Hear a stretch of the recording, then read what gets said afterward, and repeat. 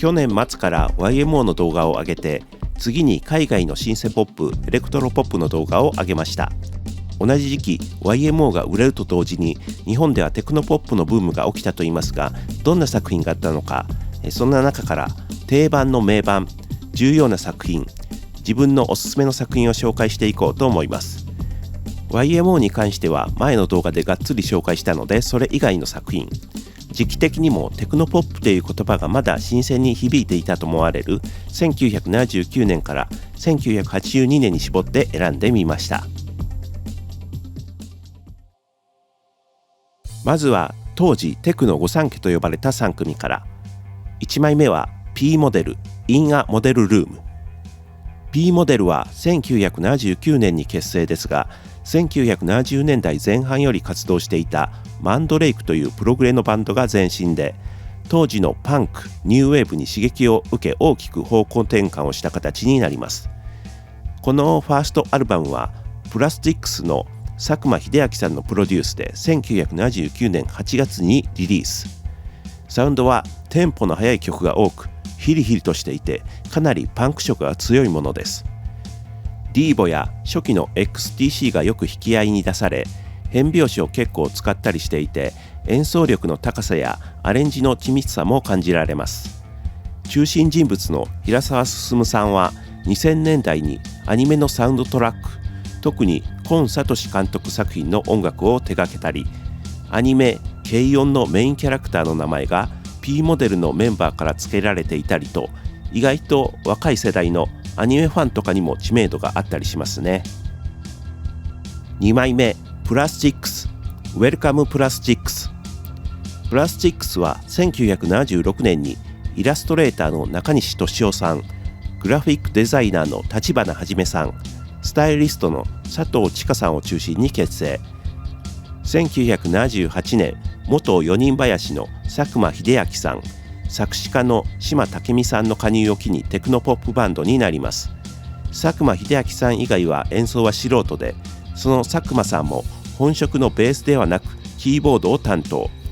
そのアマチュアリズムにあふれるチープでペラペラなサウンドがパンクニューウェーブの精神性を地で言っている感じで、アメリカのニューウェーブバンド B-52s あたりに通じるものがありますが、リズムボックスを使用することでより人工的で斬新なサウンドになっています。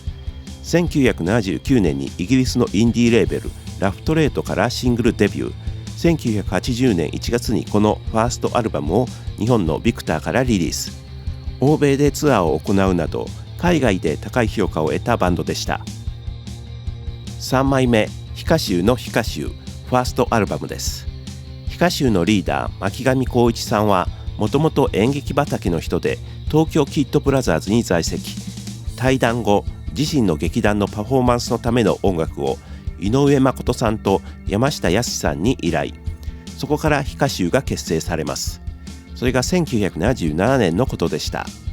1979年10月に近田春夫さんプロデュースのシングル20世紀の終わりにでデビュー。1980年2月にこのファーストアルバムがリリースされます。この頃はリズムボックスとシンセを多用したサウンドでニューウェーブテクノポップのバンドとして認知されました。さまざまな表情を見せる巻上光一さんのボーカルと歌詞の独特でシュールな世界観は癖は強いですが、ハマる人はめちゃめちゃハマると思います。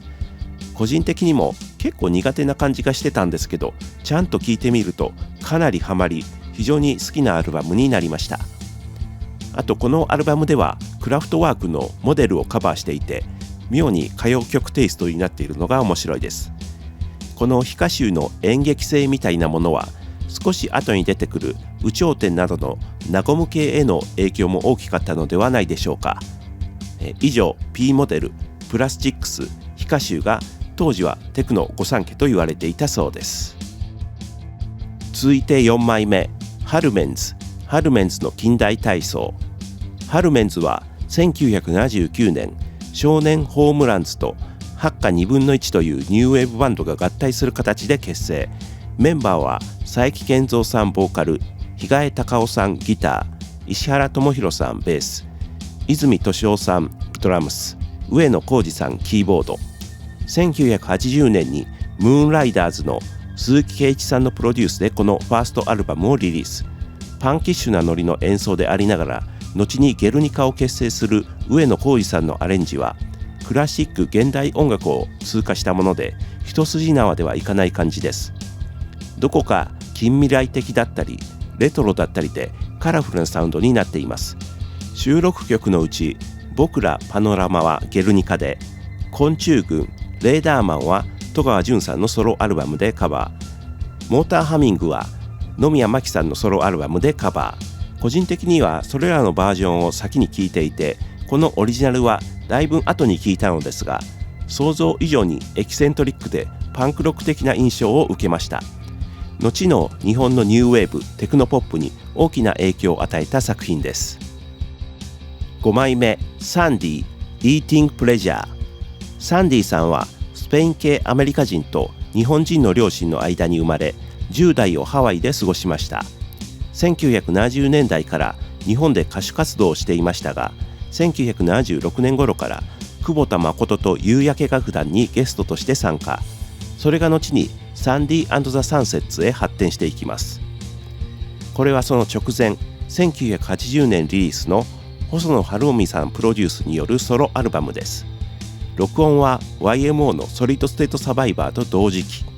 参加ミュージシャンは YMO の3人に松武秀樹さんに大村健二さん、そして久保田誠さんに井上健二さんという夕焼け楽団のメンバーなど、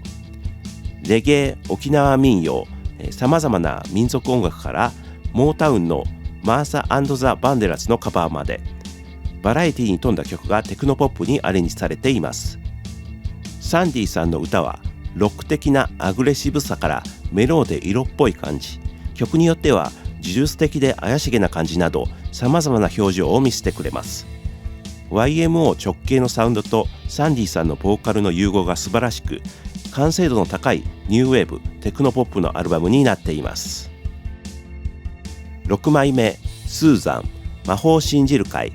Do You Believe in Magic。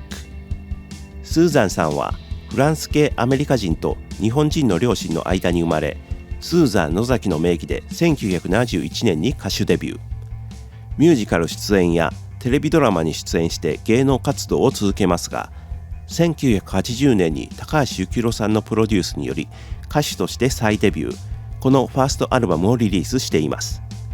参加ミュージシャンは YMO の3人に松武秀樹さん、大村健二さん、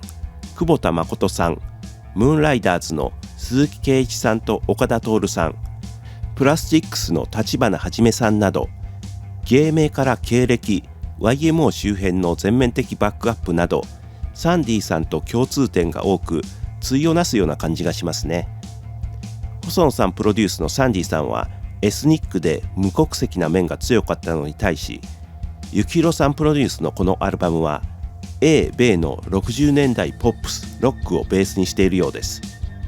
スーザンさんのボーカルもキュートさを前面に出していて、あざといくらいにポップで可愛らしい印象です。しかしサウンドの方は実験的な面も多く、ラストのスクリーマーなんかは非常にサイケデリックな印象です。知名度ではサンディさんに及ばないですが、こちらもなかなかの名盤だと思います。7枚目、フィルムスミスプリント。フィルムスは1979年赤木忠二さんを中心に結成。当初はチューブスのようなシアトリカルなグラムロック路線を目指していたようですが、チューブスの来日公演の前座を務めた YMO を見てテクノポップ路線にシフトします。こちらは1981年にリリースされた唯一のアルバム。当時のテクノポップはパンク、ニューウェーブの影響を受けた尖っていたり前衛的な印象のバンドが多かったのですが、フィルムスは非常にメロディアスでポップな印象を受けます。イギリスのバグルスやニューミュージックに近いものがあるように感じます。歌詞は未来の世界を歌った SF 的なものですが、その表現はどこかレトロフューチャー的な懐かしさを伴うものになっています。1982年には細野晴臣さん、高橋幸宏さんの設立したエンレーベルに移籍しますが、制作中だったというセカンドアルバムは発表されないまま解散してしまいました。自分は1983年の YMO の君に胸キュンからテクノポップに関心を持ったのですが、このフィルムスの存在は割と最近まで知りませんでした。それで聞いてみたら、これは当時知っていたらめちゃめちゃハマったろうなというサウンドで大好きなやつでした。セカンドアルバムが出なかったのが本当に悔やまれますね。8枚目、チャクラ、さてこそ。1978年に板倉文さんを中心に宇宙警備隊という名前で結成。同年ボーカルの小川美潮さんが加入し、バンド名をチャクラに変更。1980年にファーストアルバムチャクラをリリース。オリエンタルなテクノポップ系のサウンドですが、フュージョン的なテイストも結構強く感じられます。そして1981年、細野晴臣さんのプロデュースで制作されたのがこのセカンドアルバムさてこそです。ファーストアルバムの延長線上のサウンドですが、よりニューウェーブ、テクノポップ度が上がった印象です。YMO のテクノデリックに先駆けて工場の機械音が使われていたり、なかなかに前衛的なサウンドを聞くことができます。しかしそれに増してすごいのが小川美潮さんのボーカル。アニメキャラのようなユーモラスな感じから歌詞のないフリーなスキャット、そして色っぽい感じのものまで変幻自在です。個人的には戸川純さんと双璧をなすニューウェーブの歌姫だと思っています。戸川純さんがドロドロとした情念を持っているのに対し、小川美潮さんは明けっぴろげで妖精なイメージですね。今回紹介しているアルバムは全部名盤だと思うんですが、個人的にはこれが一番かもっていうくらい好きな作品ですね。9枚目、ゲルニカ、改造への躍動。ゲルニカはハルメンズの上野浩二さん、当時女優の卵でハルメンズのファンだった戸川純さん、イラストレーターの太田圭一さんによって1981年に結成。1982年に細野晴臣さんプロデュースでエンレーベルよりこのファーストアルバム改造への躍動をリリース。ゲルニカは20世紀前半、第二次世界大戦前をイメージさせる楽曲や歌詞を上野、太田両氏が作り上げ、戸川純さんがその世界観を演じるといったコンセプトのユニット。上野さんの自宅で録音されたデモテープが細野さんの耳に入り、多くの曲がほとんどそのままの形でアルバムに収録されたそうです。本来オーケストラなどの生演奏でやりたいところをシンセサイザーでやったことで、それまでにない奇妙な音楽になりました。上野さんの言う20世紀前半の文化というのは結構アバンギャルドなもので、それに乗る戸川純さんの歌は唱歌風であったりオペラ風であったり、太田さんの作る歌詞は大正ロマン的であったり社会主義のパロディ的であったり、それらが噛み合っているのかいないのか、出来上がった曲はものすごいインパクトがありました。これをきっかけに戸川純さんはニューウェーブというか、当時の日本のサブカルチャーを象徴するような存在になっていきます。10枚目、ムーンライダーズ、マニア・マニエラ。ムーンライダーズははちみつパイのメンバーだった鈴木圭一さんを中心に1975年に結成。当初は鈴木圭一とムーンライダースとして鈴木圭一さんのソロアルバムをリリース。その後1977年にムーンライダーズとしてアルバムをリリース。はちみつパイ時代はハッピーエンドとも近い日本語のロックでしたが、ムーンライダーズは70年代末になるにつれニューウェーブ色を強めていきます。そして1981年からレコーディングが始まったこのマニア・マニエラはムーンライダーズのニューウェーブテクノポップ路線の頂点となる作品です。しかしリリースに関しては曰く付きで、レコード会社側から難解すぎるとクレームがつけられ、1982年当時まだプレイヤーの発売が始まったばかりで全く普及していなかった CD のみでのリリースという形になりました。後の1984年にカセット、1986年にアナログ版がリリースされています。サウンド的にはサンプラーのイミュレーターとシーケンサーの MC4 が導入され、従来のサウンドからしたらテクノポップ度がぐんと上がっています。ジャケットもロシアアバンギャルド風だったり無機的なイメージを打ち出したりしていますが、もともとの持ち味であるひねくれたポップセンスは健在で、 YMO の BGM テクノデリックと比べたら全然とっつきやすい音だと思います。ムーンライダーズは細野さん YMO とまるで歩調を合わせるかのようにニューウェーブ化していったバンドで、人脈的にもつながりが深く、裏 YMO みたいな印象を持っています。メンバーそれぞれがプロデュースや楽曲提供など幅広く行っており、一般的知名度は正直いまいちかなと思うのですが、日本の音楽シーンで非常に重要な役割を担った人たちだと思っています。